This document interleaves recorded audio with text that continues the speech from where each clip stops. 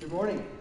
Good to see you all this morning. Most of us, when we walked into this room, we carried a picture with us of family.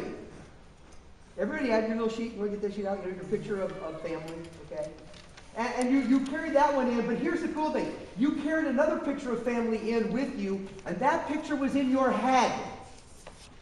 See, we all have a picture we carry around with us in our head of what the family is supposed to look like, right? When we all have that. We get our picture from various sources. We get our picture of what a family should look like from maybe the home that we grew up in. Maybe we get it from the culture that's so pervasive all around us. Maybe we get it from Hollywood or the media. Maybe you got your picture of what a family is supposed to look like from the church. I mean, we get our picture from various places, but we all have that picture in our head. You know what's really interesting about that picture? The picture of the way the family is supposed to be like always looks so good, doesn't it? In fact, it looks perfect. Sort of like the picture that we brought in with us. Our perfect family.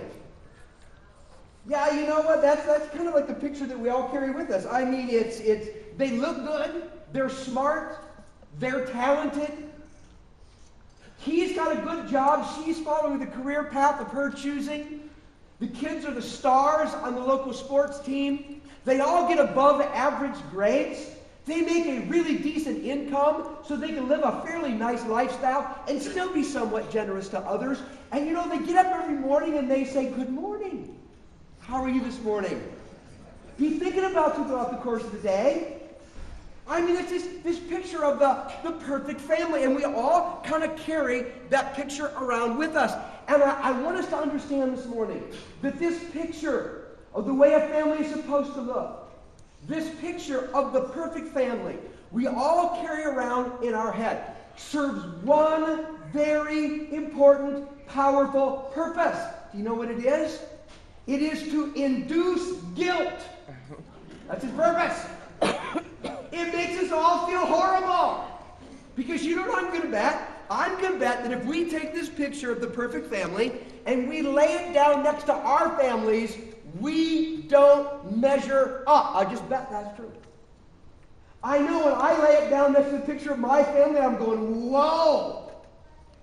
I mean, we may be good, but we are way far away from the perfect family.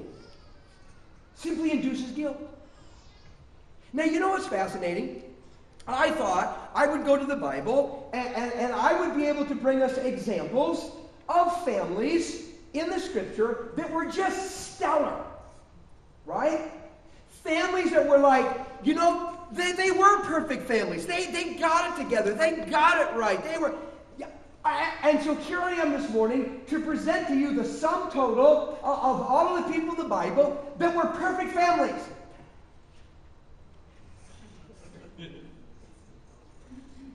I couldn't find it. I mean, I looked at Adam and Eve, the first family, Garden of Eden, perfect. They did a great job. Son number 1 murdered son number 2. Awesome job. Way to go. Good parenting. I thought Abraham, the father of the nation Israel, those special designated people that God was going to use to show his goodness and glory to the whole world. Yeah, and he did a great job parenting. And there was he did take the servant girl in and had sex with her and had a baby out of wedlock and then kicked him out of the family. But other than that little blemish, and then I thought, well, what about like Jacob, the father of the nation Israel, the one that had the 12 sons, and surely he would be good, but he showed such rank favoritism to one of his younger children that all the other brothers and envy rose up and they faked his murder and sold him into slavery. I thought of David, one of the pivotal figures of the Old Testament. And what a good father he must have been, except there was that affair, and that child conceived out of wedlock, and who eventually died, and then the other son who rose up and caused a rebellion that fractured the whole civilization. Everywhere I looked, there was no family that measured up. There was no perfect family, no example that we look to and say, they got it all right. There weren't any. And then I was doing some reading and somebody suggested, well, what about Mary and Joseph, the parents of Jesus? Oh, okay. Well, one, we know very little about how they parented. But here's one big thing we know. They lost 12-year-old Jesus for 3 days, couldn't find him anywhere. I'm thinking if I lost my 12-year-old for 3 days, somebody would call child services on me. Come on.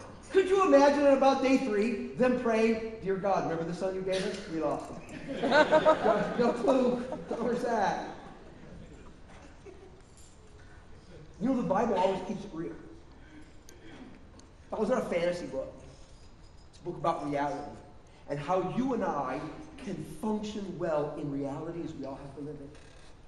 And I think one of the reasons why the Bible is very careful to make sure that we don't even have an example of perfect parenting is because there aren't any perfect parents. And even more, it's to give us the hope that flawed parents can raise good kids. Because they're the only kind of parents that raise any kids at all.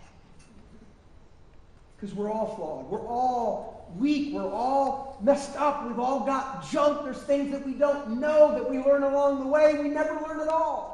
Right? That's parenting. Real parenting is hard. And real families are messy. And if we take the picture of the perfect family and we lay it down to our families, they don't measure up. But if we take the picture of perfect families and lay it down to any biblical family, they don't measure up either. Maybe what God is trying to say is there just aren't any perfect families and there are no perfect parents. We're all messed up. But that doesn't mean you can't raise great kids. In fact, I want us to let's all take out our picture that we have of the perfect family, okay? And then what I want us to do is I want us to together do this. This will be a good exercise for us all. I want us to write right over their faces these words. This is a deception.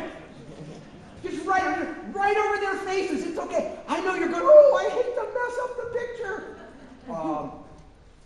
That's the point.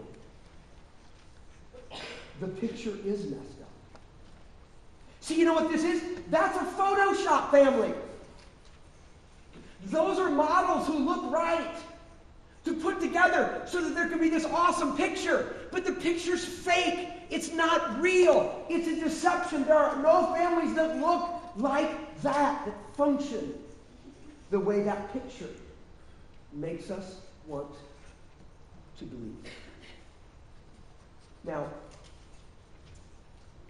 what if? Let's play what if for a minute.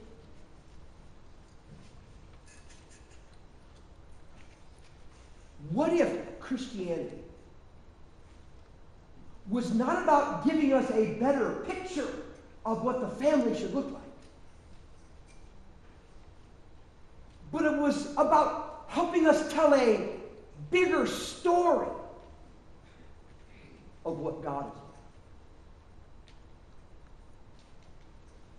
What if Christianity was all about acknowledging that we're just all broken and we're flawed and we're weak and we've got junk and there's a lot that we don't know and some of the stuff we do know we can't seem to do? What if it says we just acknowledge all of that, but there's this great big God who is all about redemption,